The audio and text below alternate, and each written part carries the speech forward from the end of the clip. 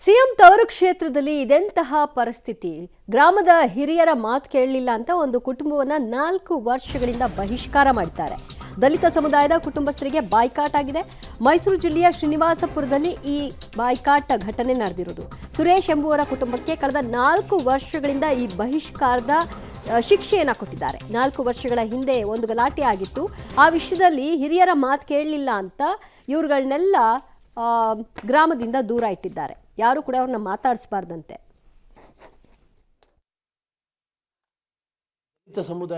ದಲಿತ ಸಮುದಾಯದವರೇ ಬಹಿಷ್ಕಾರ ಹಾಕಿದ್ದಾರೆ.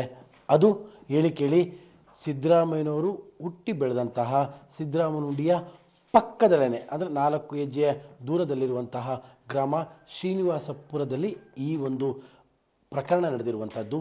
ದಲಿತ ಸಮುದಾಯದ ಕುಟುಂಬಕ್ಕೆ ದಲಿತ ಸಮುದಾಯದವರೇ ಬಹಿಷ್ಕಾರ ಹಾಕಿರುವಂತಹ ಪ್ರಕರಣ. ಮೈಸೂರಿನ ವರ್ಣಾ ಕ್ಷೇತ್ರದ ಸಿದ್ದರಾಮನುಂಡಿ ಗ್ರಾಮ ಏನಿದೆ, ಅದು ಸಿದ್ದರಾಮಯ್ಯನ ಹುಟ್ಟೂರು ಏನಿದೆ, ಆ ಹುಟ್ಟೂರಿನ ಪಕ್ಕದಲ್ಲಿರುವಂತಹ ಗ್ರಾಮ. ಈಗ ಬಹಿಷ್ಕಾರಕ್ಕೆ ಒಳಗಾಗಿರುವಂತಹ ಸುರೇಶ್ ಮತ್ತು ಸುರೇಶ್ ಅವರ ತಾಯಿ ಇದ್ದಾರೆ. ಇವರು ಸುರೇಶ್, ಅವರು ಮಹಾದೇವಮ್ಮ ಅಂತ ಅವರ ತಾಯಿ. 4 ವರ್ಷದಿಂದಲೂ ಕೂಡ ಅವರಿಗೆ ಬಹಿಷ್ಕಾರವನ್ನು ಹಾಕಲಾಗಿದೆ. ಅದ್ರ ಬಗ್ಗೆ ನಾನೀಗ ಸುರೇಶ್ ಅವ್ರನ್ನ ಮಾತಾಡ್ತೀನಿ. ಯಾವ ಕಾರಣಕ್ಕೋಸ್ಕರ ಈ ಬಹಿಷ್ಕಾರ ಹಾಕಿದ್ದು? ಕೋಟೆ ಉಂಡಿಯಿಂದ ಒಂದು ಹುಡುಗ ರಂಗನಾಥಪುರಕ್ಕೆ ಮೊಮ್ಮನ ಬೈದ ಸ್ವಾಮಿ. ಅವನ ಮುಂದೆ ಏಕೈಕವಾಗಿ ನಾನು ಗ್ರಾಮದ ಪಕ್ಕದಲ್ಲಿ ನನಗೊಂದು ಪುರ ಅಂತ ಇದೆ ಸ್ವಾಮಿ. ನಮ್ಮ ನೆಂಟರು ಎಷ್ಟು ಒಳಗೆ ಊಟಕ್ಕೆ ಕರೆದ್ರು ಸ್ವಾಮಿ. ಹಬ್ಬ ಮಾಡಿ ಕಂಡೈದ ಹಬ್ಬ ಮಾಡಿ ಅಲ್ಲಿ ಊಟಕ್ಕೆ ಹೋಗಿದ್ದೋ ನಮ್ಮ ತಂದೆ ನಾನು ಇಬ್ಬರು. ಅವ್ರನ್ನೂ ನೆಂಟರು ಇದ್ರು, ಅವ್ರನ್ನೂ ಕರೆದ್ರು, ಅವರು ಬಂದಿದ್ರು ಸ್ವಾಮಿ. ನಾನು ಗಾಡಿ ತಗೊಂಡು ಬರ್ಬೇಕಾದ್ರೆ ಮಿರಾಜ್ ಸ್ವಲ್ಪ ಓಮಿನಿಗೆ ತಗಲ್ತು ಸ್ವಾಮಿ.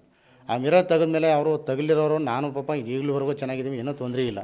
ಆದರೆ ಅವನು ಕೋಟೆ ಉಂಡಿಯಿಂದ ಬಂದು ಮೊಮ್ಮಗನಾಗಿ ರಂಗನಾಥಪುರಕ್ಕೆ ಸೇರಿರೋನು ನಮ್ಮ ಮಾವನಿಗೆ ಯಾಕೆ ನೀನು ಓಮಿನಿಗೆ ಕೂತ್ಬಿಟ್ಟು ಗಲಾಟೆಗೆ ಹೋಗಿದ್ದೆ ಅಂತೇಳಿ ನನ್ನ ಮೇಲೆ 2 ಬಾರಿ ಗಲಾಟೆ ಬಂದ ಸ್ವಾಮಿ. 2 ಬಾರಿ ಗಲಾಟೆ ಬಂದು 3ನೇ ಸತಿಗೆ ಕೋಟೆ ಉಂಡಿ ನಮ್ಮ ಚಿಕ್ಕದೊಡ್ಡಪ್ಪನ ಮಕ್ಕಳಿಗೆ ಹೊಡೆಸ್ತೀನಿ ಅಂತ ಕೇಳ್ತಿದ್ದೆ ಅಂತ ನೀನು. ನಿಮ್ಮ ಮನೆ ಹತ್ರನೇ ಬಂದಿನಿ, ಏನು ಹೊಡಿಸ್ತೀಯ, ಏನು ಮಾಡ್ತೀಯ ಎಲ್ಲ ಬೋದು ನಮ್ಮ ಮನೆಗೆಲ್ಲ ನುಗ್ಗಿ ಸ್ವಾಮಿ. ನಮ್ಮ ತಂದೆ ತಾಯಿಗೆಲ್ಲ ಹೊಡೆದು, ನಮ್ಮ TV, ಚೇರು, ಸ್ಪ್ಯಾನು, ಮಿಕ್ಸಿ ಎಲ್ಲ ಹೊಡೆದಾಕಿ ಸ್ವಾಮಿ. ನಮ್ಮ ತಂದೆ ತಾಯಿ ಹೊಡೆದು, ನನಗೆ ಹೊಡೆದು, ಬೇಕಾದಂಗೆಲ್ಲ ಮನೆಯಲ್ಲಿ ಧ್ವಂಸ ಮಾಡಿ ಸ್ವಾಮಿ ಹೋಗಿದ್ದಾರೆ. ಯಾವಾಗ? 4 ವರ್ಷ ಆಯಿತು ಸ್ವಾಮಿ. 4 ಓಕೆ. ಆ ಗಲಾಟೆ ಒಳಗಡೆ